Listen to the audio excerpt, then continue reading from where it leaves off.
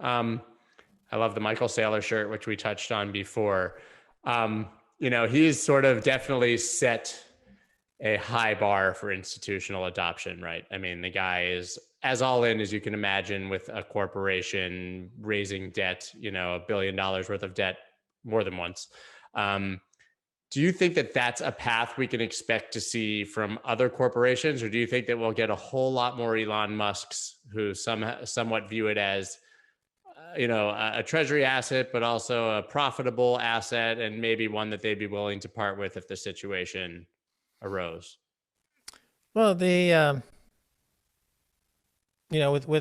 Elon Musk, first of all, his stock was outperforming Bitcoin. So he's kind of in a unique situation. Tesla stock has been a skyrocket. So that gives him an interesting position in corporate America. Probably unique in that respect, in that his actual underlying company stock was outperforming this asset that's been compounding at 200% a year. So I think he's really an anomaly, and you can't really use him as a benchmark. So then, okay, let's look at the market as a whole.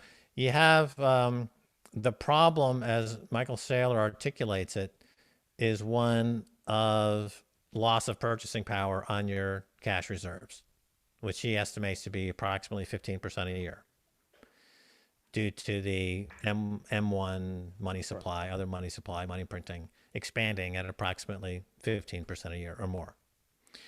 So, a couple of things. First of all, what's the main competitor to Bitcoin in corporate America? It's borrowing money to buy back your own stock. That's how executives make money in America today. They don't manufacture, they don't produce, they don't hire people and give them living wages. They borrow from the Fed at 0% and buy back their own stock.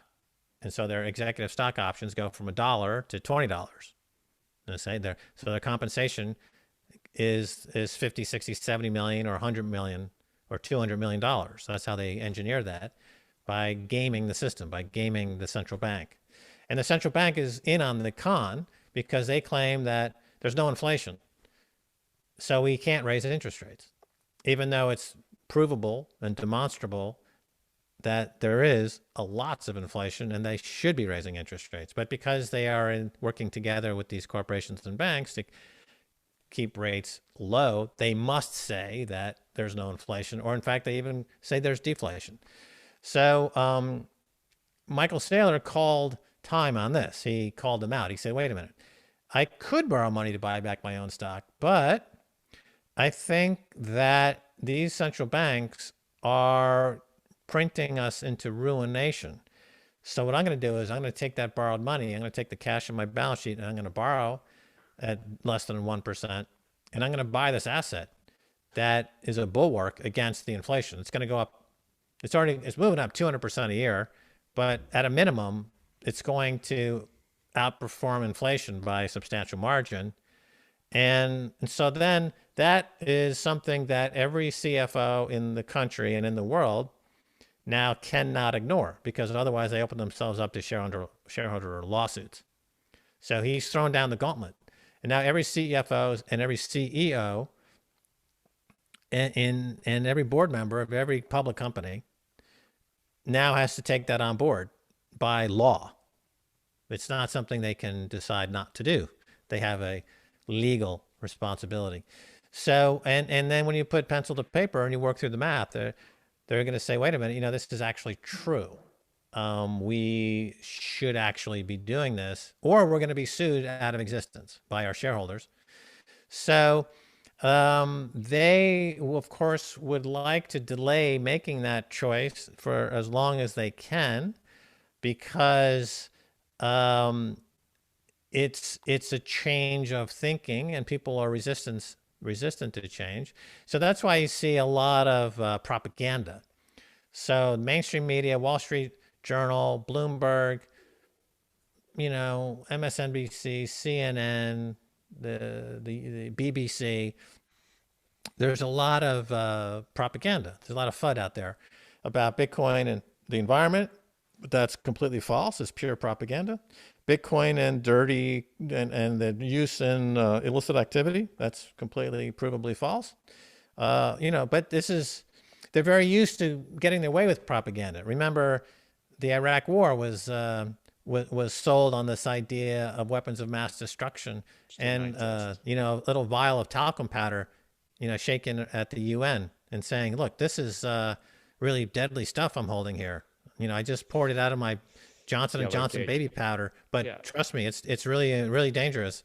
And so propaganda really is impactful these days because of the control of media by just a very, very few players, and those few players are beholden to the money printers. So it's tough for corporations to go against it. And I think that's what the whole Elon Musk on Saturday Night Live was about. Lorne Michaels, who's the producer, he's very tight, obviously, with Comcast, and Comcast is a major corporate conglomerate and monopolist in America. And NBC News and MSNBC News that they own are major propaganda players. And here's a guy who we think will distract attention from Bitcoin, which we see as an existential threat. So let's put this guy who's awkward, let's put it that way, in front of millions of people talking about a shitcoin, and we'll buy some time. Maybe we'll buy some time, but time's up. If you read, Jack Mahler's thread or some of these other threads, you realize time is up. They've run out of. They're reaching into the trick bag and they're finding nothing in the trick bag. They've run out of tricks. So when corporate America really runs out of room to finagle and to escape the Bitcoin reality, they've got to make the move. They've got to make the move. So I think it happens in 2021. So my price target for 2021 is still $220,000 per Bitcoin. It's an aggressive price target, but I think so. it's based on U.S. dollar running into severe trouble and institutions realizing that inflation is in fact not transitory. It's secular, it's structural, it's here for the long haul. And if you're not protecting yourself, you're going to be wiped out. And as Paul Tudor Jones said about Bitcoin, it's the fastest horse in the race when he's comparing it to gold, for example.